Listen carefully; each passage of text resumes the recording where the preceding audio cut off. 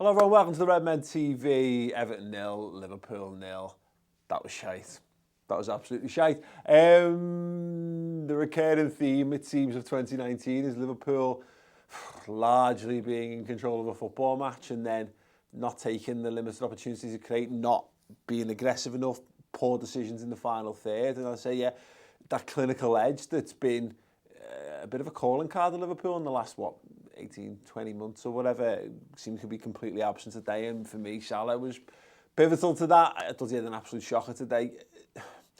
There's moments in games like that, and you could see because the crowd was bang up for it, their team was bang up for it, the whole thing fed off each other. They fed off the atmosphere exactly how that game was supposed to go down. And Liverpool had it. Liverpool first half had it set up as you're supposed to do in that regard. Sit back, soak it up, try to take the sting out of the game, control the tempo from the back, which Liverpool did really, really well. But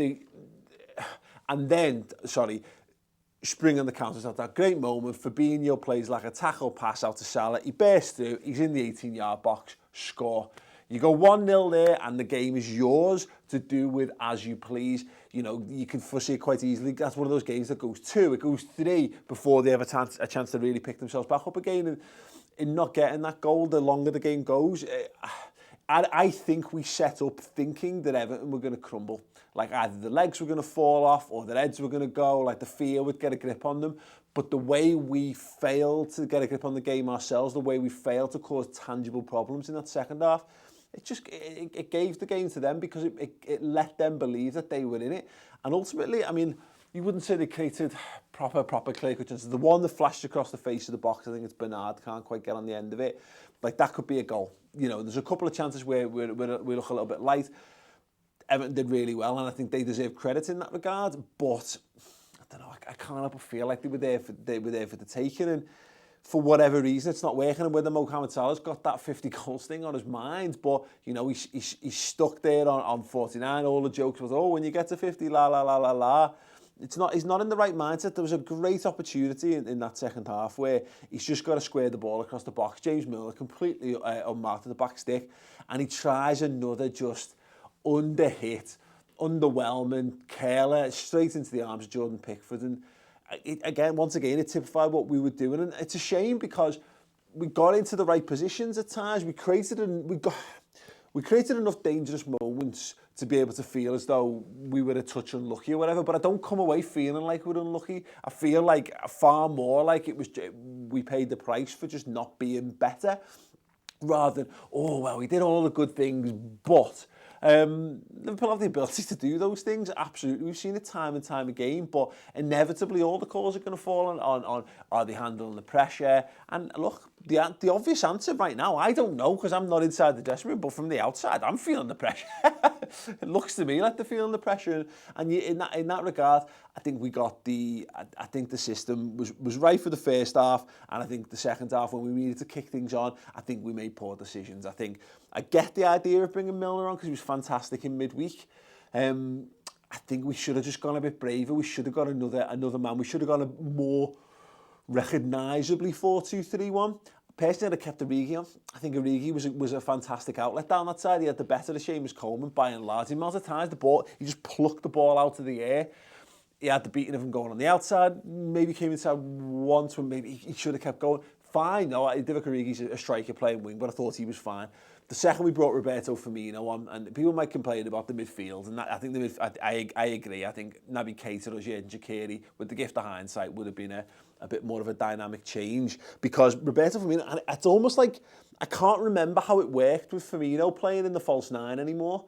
I don't know how we don't end up with just him badly isolated from everyone, because we were set up to counter-attack, but when we were trying to force the game, we just didn't have enough men supporting the attack, and that was why, for me, you needed one more guy in midfield to be a bit brave, whether it's get it to someone's feet, charge through the middle of the side. Once again, very similar to Manchester United, and I'm sure Chris will do something on this on stats and tactics, and I'm sure it'll probably line up very similarly.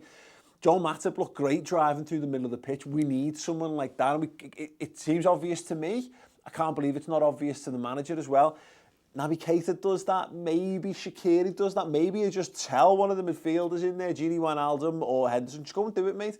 Go and have a little go. Go at them, go and try and make something happen, because We were fine. The amount of times the ball broke, we broke into their half with pace, with numbers, and then either made got into a great position and made a catastrophic error, or didn't even get it that far and picked a poor pass. It was scandalous at times today. And look, it's one of those results that, much like the Man United one and the Bayern Munich one and all the other draws that we've had so far this season, you can look at it in isolation and go, decent. Well, you know what, Liverpool don't, as much as we've got a tremendous overall record against Everton in recent memory, we don't beat them loads at Goodison Park. We draw with them all the time at Goodison Park.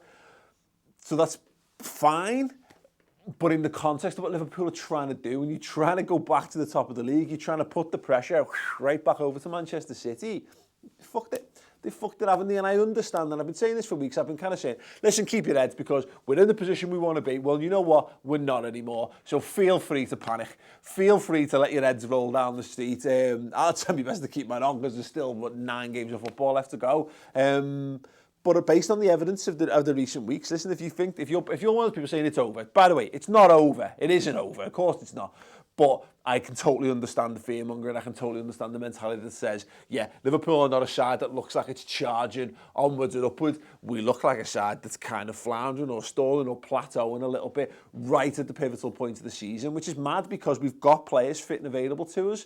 And maybe it's just a tactical decision. Maybe having been too pragmatic for too long this season, where we need to go and kick on, maybe we can't. Or maybe it's just one of those things. Maybe it's a culmination of factors. And maybe if you took those draws and you just spat at them throughout the season, we wouldn't give a fuck.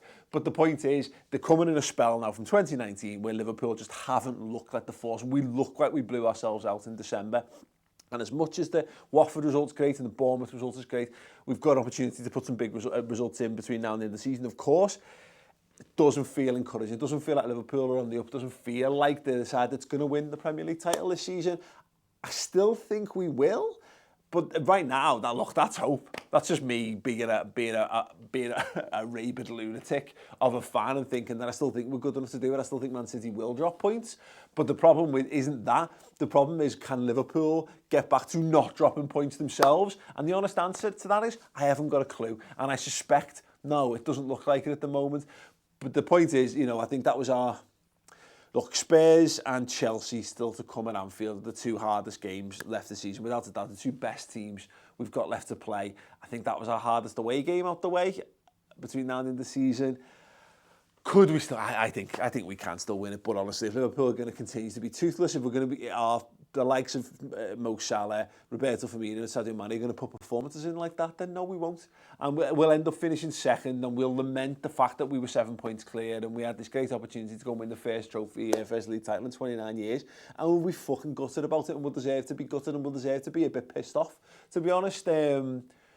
So yeah, Liverpool need to put their ideas up, to be perfectly honest. The worst thing is having to fucking deal with Evertonians like they've just actually gone and won the fucking league themselves. But you know what? That's what they set themselves. They set themselves the objective of spoiling our season. And have they done it? No, they haven't. Not yet.